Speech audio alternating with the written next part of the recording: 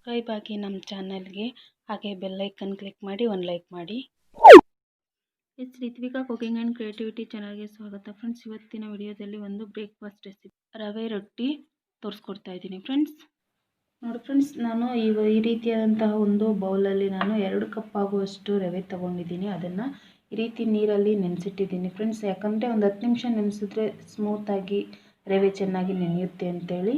ನಂತರ carrot cut ಮಾಡಿ ಸಣ್ಣದಾಗಿ ಕಟ್ ಮಾಡಿಟ್ಟಿದ್ದೀನಿ, ನೀವು ಬೇಕಾದರೆ ತುರ್ಕೊಳ್ಬೋದು.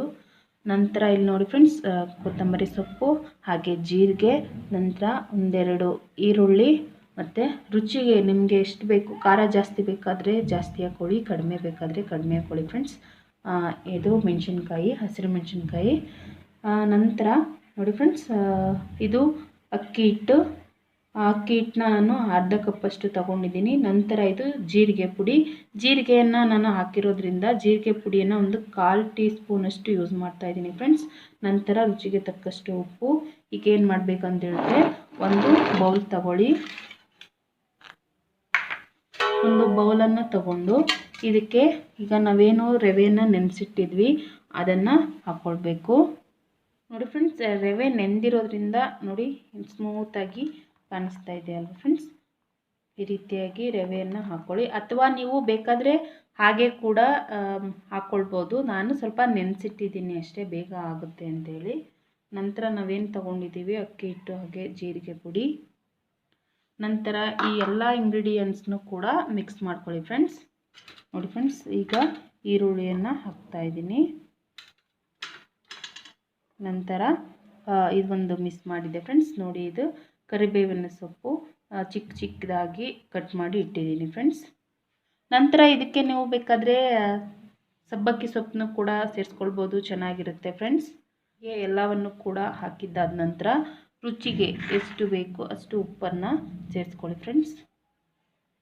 ನೋಡಿಕೊಂಡು ಸೇರಿಸ್ಕೊಳ್ಳಿ. ನೋಡಿ ಫ್ರೆಂಡ್ಸ್, ನೀರನ್ನು ಹಾಕಿ ಸ್ವಲ್ಪ ಚೆನ್ನಾಗಿ ಕಲಿಸ್ಕೊಳ್ಳಿ ಫ್ರೆಂಡ್ಸ್. ಎಲ್ಲ ನೀಟಾಗಿ ಮಿಕ್ಸ್ ಮಾಡಿಕೊಂಡು ನೀಟಾಗಿ ಕಲಿಸ್ಕೊಳ್ಳಿ ಫ್ರೆಂಡ್ಸ್. ಇದಕ್ಕೆ ಸಬ್ಬಕ್ಕಿ ಸೊಪ್ಪು ಹೇಳಿದ್ನಲ್ಲ ಫ್ರೆಂಡ್ಸ್, ಅದು ಹಾಕೋದ್ರಂತೂ ಇನ್ನೂ ಸೂಪರಾಗಿ ಚೆನ್ನಾಗಿರುತ್ತೆ. ನಾನಿಲ್ಲಿ ಸಬ್ಬಕ್ಕಿ ಸೊಪ್ಪನ್ನು ಹಾಕ್ತಾಯಿಲ್ಲ ಫ್ರೆಂಡ್ಸ್.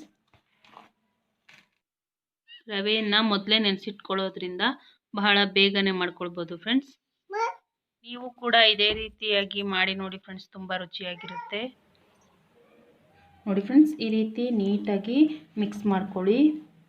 ಅಥವಾ ನಿಮಗೇನಾದರೂ ಹಸಿರು ಮೆಣಸಿನ್ಕಾಯಿ ಇಷ್ಟ ಇಲ್ಲ ಅಂತ ಅಂದರೆ ಸ್ಕಿಪ್ ಮಾಡಿ ನೀವು ಚಿಲ್ಲಿ ಪೌಡರ್ನ ಯೂಸ್ ಮಾಡ್ಬೋದು ಫ್ರೆಂಡ್ಸ್, ಅದು ಕೂಡ ಚೆನ್ನಾಗಿ ಇರುತ್ತೆ.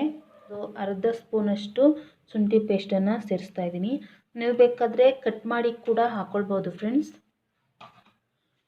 ನೋಡಿ, ಇದನ್ನು ಹಾಕಿ ಕೂಡ ಇದನ್ನು ನೀಟಾಗಿ ಮಿಕ್ಸ್ ಮಾಡಿ. ತೆಂಗಿನಕಾಯನ್ನು ಸಣ್ಣದಾಗಿ ಒಂದು ಕಟ್ ಮಾಡಿ ಇಟ್ಟಿದ್ದೀನಿ, ಇದನ್ನು ಕೂಡ ಸೇರಿಸ್ತಾ ಇದ್ದೀನಿ ಫ್ರೆಂಡ್ಸ್.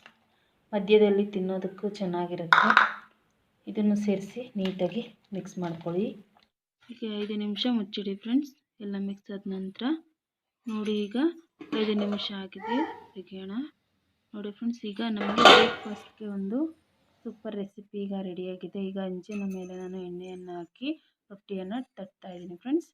ಬಹಳ ಬೇಗನೆ ಮಾಡ್ಕೊಳ್ಬೋದು ಬೆಳಗ್ಗಿನ ಒಂದು ತಿಂಡಿಗಾಗಿ, ಅಥವಾ ನೀವು ಯಾವಾಗ ಬೇಕಾದರೂ ಮಾಡ್ಕೊಳ್ಬೋದು ಫ್ರೆಂಡ್ಸ್. ನೈಟ್ ಆದರೂ ಕೂಡ ಮಾಡ್ಕೊಳ್ಬೋದು, ತುಂಬಾ ಚೆನ್ನಾಗಿರುತ್ತೆ.